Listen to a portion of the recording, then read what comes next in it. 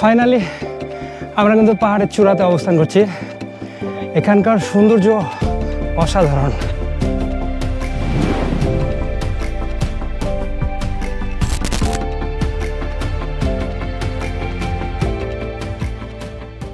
স্বাগতম, আমি শাকিল। এই ভ্রমণে আপনাদের দেখাবো কক্সবাজারের এমন কিছু দৃষ্টিনন্দন জায়গা যা হয়তো 10 বার এসেও দেখেননি। সমুদ্রের গর্জন থেকে শুরু করে গহীন অরণ্য পর্যন্ত এই ভিডিওতে আছে রোমাঞ্চে ভরা সব মুহূর্ত। চলুন শুরু করা যাক আমাদের কক্সবাজার অ্যাডভেঞ্চার।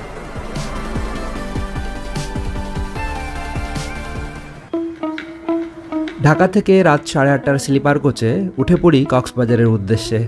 দোয়েল পরিবহনের স্লিপার সিটের ভাড়া ছিল 1600 টাকা, তবে বৃহস্পতিবার শুক্রবার এই সিটগুলির ভাড়া কিছুটা বেশি হয়ে থাকে। 20 মিনিট বিরতি শেষে আবারও রওনা দেই কক্সবাজারের উদ্দেশ্যে। আমাদের বাসটি খুব সকাল সকাল নামিয়ে দেয় কক্সবাজারে।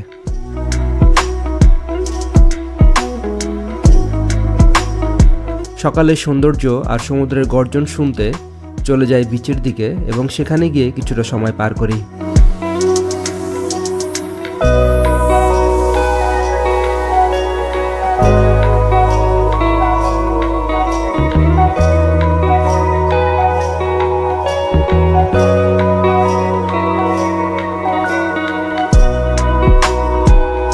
সকালের নাস্তা করে প্ল্যান করি আজ কোথায় কোথায় ঘুরবো।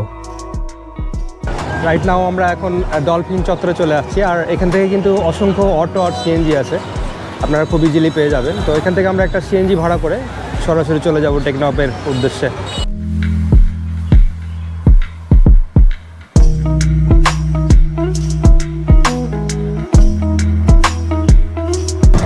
ফাইনালি আমরা একটা সিএনজি ভাড়া করে নিয়েছি, আর সিএনজি আমাদেরকে সারাদিন ঘুরে দেখাবে। আর আমাদের সিএনজির ভাড়াটা হচ্ছে 2500 টাকা। উনি আমাদেরকে টেকনাফের দিকে নিয়ে যাবে।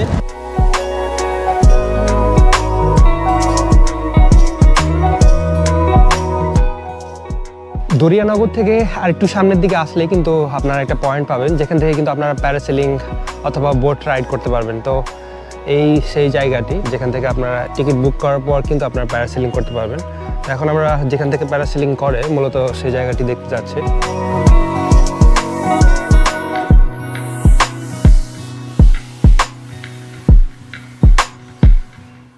আমাদের গন্তব্য যেহেতু ভিন্ন কিছু দেখা, তাই আমরা দেরি না করে সামনের দিকে এগোতে থাকি।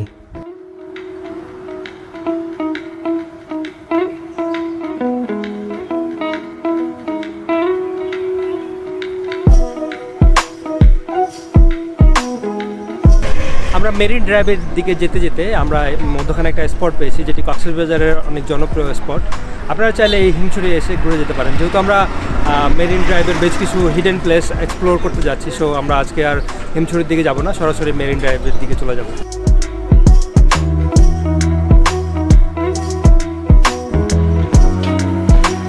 এখন আমরা যাচ্ছি কাঁকড়ার বিচে, আর যেখান থেকে আপনারা বেশ কিছু কাঁকড়া দেখতে পারবেন। আর এখানে একটা ঝাউবন আছে, এই ঝাউবনের সৌন্দর্যটাও কিন্তু মানে অসাম।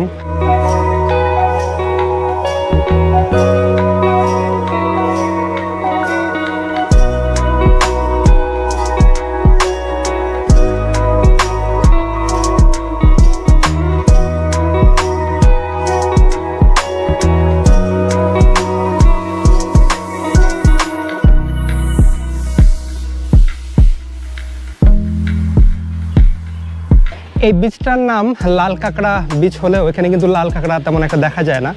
আমরা এর আগের যে বিচটাই আপনাদেরকে দেখালাম যেখান থেকে প্যারাসেলিং করে, ওখানেই মূলত আপনারা লাল কাঁকড়া দেখতে পারবেন। আর এখানে যেহেতু অসংখ্য পর্যটক আছে, যার কারণে কিন্তু কাঁকড়াগুলো এখন আর দেখা যায় না। তবে এই বিচ পয়েন্টের একটা বিশেষত্ব হচ্ছে যে এখান থেকে যেহেতু পাশে ঝাউবনগুলো আছে, আর এক সাইডে সমুদ্র এবং ঝাউবন পার হলে অন্য সাইডে পাহাড়, তো এই যে তিনটার যে কম্বাইন্ড একটা সৌন্দর্য, এটা আপনারা উপভোগ করতে পারবেন।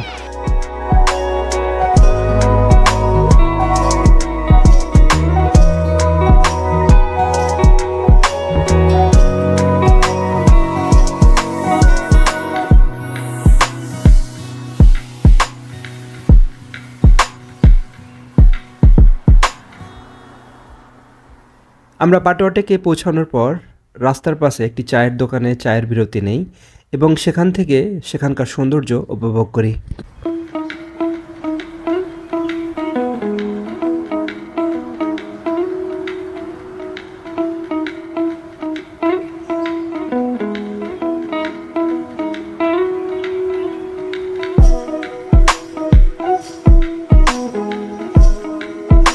পাটোয়ার টেক পার হওয়ার পর আমরা এমন একটা জায়গায় প্রবেশ করি যে জায়গাটি আমার অদেখা ছিল, যে জায়গাটির নাম ছোয়াংখালী নৌকাঘাট। আর এই নৌকাঘাটে প্রবেশ করার পর একটা অসাধারণ ভিউ দেখতে পাবেন। আপনারা চাইলে এই ঘাটটি ঘুরে দেখতে পারেন।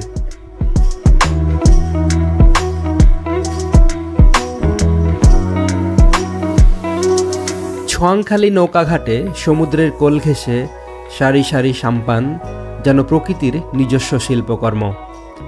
এই স্থানের শান্ত সমুদ্র আর মাছ ধরার সাম্পানগুলো এক মোহনীয় দৃশ্যের অবতারণা করে। সূর্যাস্তের আলোয় সাম্পানগুলো যেন স্বর্ণের আভা ছড়িয়ে দেয়, যা সত্যি অতুলনীয়।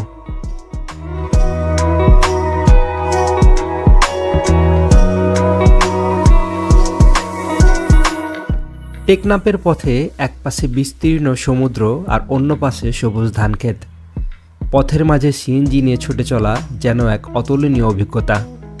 প্রকৃতির এই বৈচিত্র্য আর শান্তির মাঝে ভ্রমণ সত্যিই মুগ্ধকর। টেকনাফে প্রবেশ করার পর আমরা এমন একটি গ্রামে প্রবেশ করি যেটির নাম ছিল বাহারছড়া, উত্তর শিলখালী, পশ্চিমপাড়া। আর এই গ্রামটি টেকনাফের পথে বাম দিকে অবস্থিত।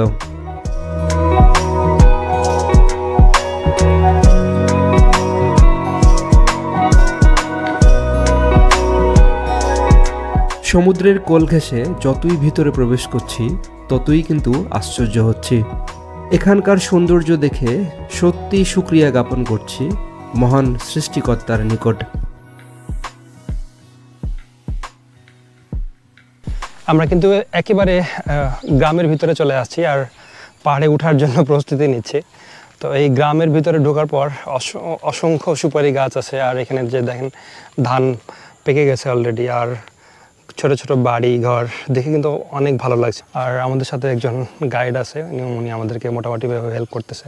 মানে আমাদের সিএনজি মামা, ওনার যেহেতু এলাকা পরিচিত, যার কারণে উনি আমাদেরকে একটু দেখে শুনে নিয়ে যাচ্ছে। যেহেতু আমাদের এটা ফার্স্ট টাইম পাহাড়ের দিকে উঠে আমরা পাহাড়ের উঁচু থেকে সূর্যাস্তটা দেখতে যাচ্ছি। সো দেখা যাক।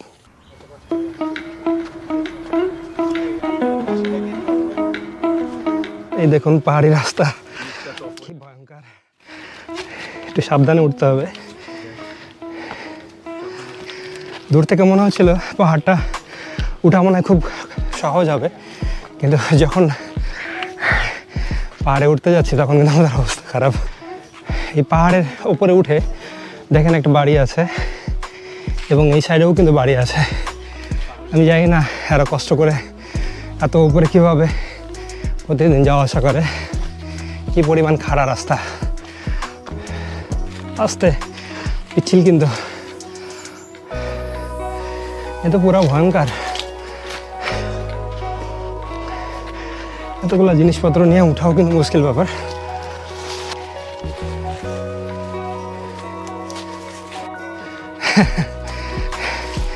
অবস্থা কিন্তু খারাপ হয়ে গেছে অলরেডি।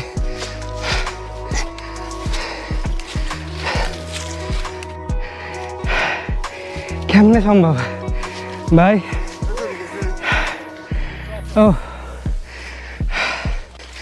একটা অসাধারণ শট নেওয়ার জন্য কত কষ্ট করতে হচ্ছে দেখেন। আর ফাইনালি উঠার পর আল্লাহু আকবার, কত সুন্দর দেখেন। এই দিকে তাকায় দেখেন, আর একটু অবস্থা দেখেন, পুরা একদম হাওয়ায় গেছে। আনবিলিভেবল, এটা অবিশ্বাস্য আর কি। অনেকদিন পর যেহেতু পাহাড়ে উঠছে, অভ্যাস টোটালি নাই বললেই চলে। এতটুকু উঠাতেই মনে হচ্ছে যে অবস্থা খারাপ। কি অসাধারণ ভিউ, আল্লাহু আকবার। এবং যাই আর একটু ওপরের দিকে যাই, একেবারে চূড়া থেকে আজকের সূর্যাস্তটা দেখবো আর কি। আমরা কিন্তু পাহাড়ের প্রায় চূড়াতে চলে আসছি। ফাইনালি আমরা কিন্তু পাহাড়ের চূড়াতে অবস্থান করছি। এখানকার সৌন্দর্য অসাধারণ।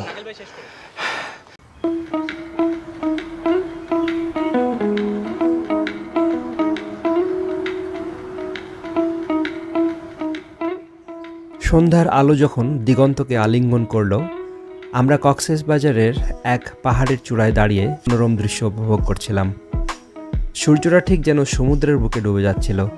এই অভিযান শেষে আমরা রাতে সুস্বাদু খাবার উপভোগ করে বিশ্রাম নেই পরের দিনের আকর্ষণীয় গন্তব্যের জন্যে।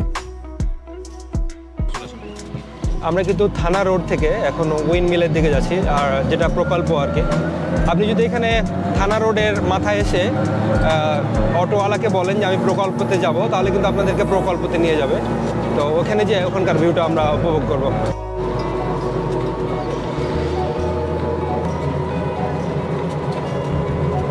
থানা রোডের মাথা থেকে আপনারা যদি এই নতুন ব্রিজের দিকে আসেন, তাহলে কিন্তু এই যে নতুন ব্রিজের ওপর থেকে এই নদীর একটা সুন্দর ভিউ দেখতে পারবেন। আর এটা আপনাদের কাছে অবশ্যই ভালো লাগবে। এই যে আপনারা দেখতে পাচ্ছেন এই পিছনে যে নদী সোজা চলে গেছে। তো এখানকার যে সৌন্দর্যটা এটা কিন্তু অত্যন্ত চমৎকার। আর আমরা ওই সামনে যে উইন্ড মিল আছে দেখতে পাচ্ছেন, ওই প্রকল্পের দিকে যেতে যাচ্ছি। সো আমরা অটো একটা নিয়েছি, ওই অটোওয়ালাই কিন্তু আমাদেরকে ওই উইন্ড মিলের দিকে নিয়ে যাবে। আর এই যে আপনারা দেখতে পাচ্ছেন নদীর যে ভিউটা, এটা অসাধারণ। তো আপনারা কক্সবাজার আসার পর বিচ সমুদ্র দেখার পর আপনারা কিন্তু এই নতুন ব্রিজের দিকে আসতে পারেন। এই নতুন ব্রিজের জায়গাটাও কিন্তু চমৎকার। আর এখানে তুলনামূলক কিন্তু পর্যটক কম থাকে, আপনাদের কাছে খুবই ভালো লাগবে। আর এটার যে ক্লিননেস বা পরিষ্কার পরিচ্ছন্নতা, এটা অ্যাকচুয়ালি অসাম, আমার কাছে খুবই ভালো লাগছে। যে আপনারা দেখতে পাচ্ছেন এই নতুন ব্রিজের ওপর থেকে কিন্তু আপনারা ওই সামনের দিকে যদি লক্ষ্য করেন, ওখানে ফিশারি ঘাট দেখা যাচ্ছে। এটাই মূলত কক্সবাজারের ফিশারি ঘাট। আর এখান থেকে কিন্তু মহেশখালীর দিকে যায়। সো নতুন ব্রিজের ওপর থেকে কিন্তু আপনারা মোটামুটি সব কিছুই দেখতে পারবেন।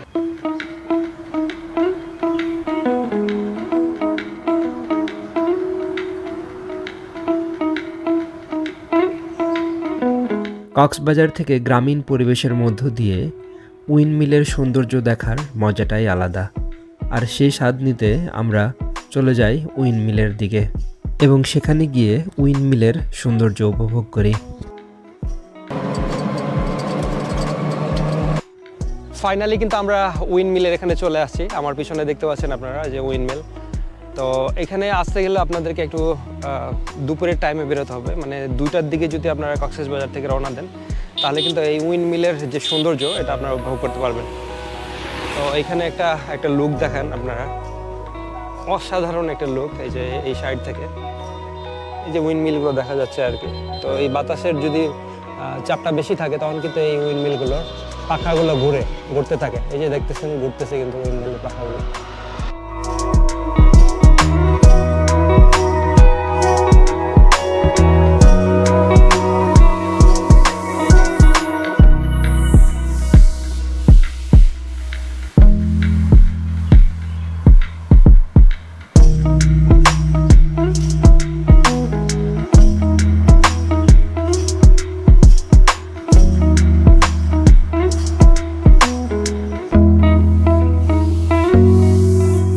আজকের কক্সবাজারের ভিডিও এ পর্যন্তই। আবারও নতুন কোনো ভিডিও নিয়ে হাজির হব আপনাদের সামনে। আর যারা এখনও আমার চ্যানেলটি সাবস্ক্রাইব করেননি, তারা দয়া করে সাবস্ক্রাইব করে দিবেন। সবাই ভালো থাকবেন, সুস্থ থাকবেন। আল্লাহ হাফেজ।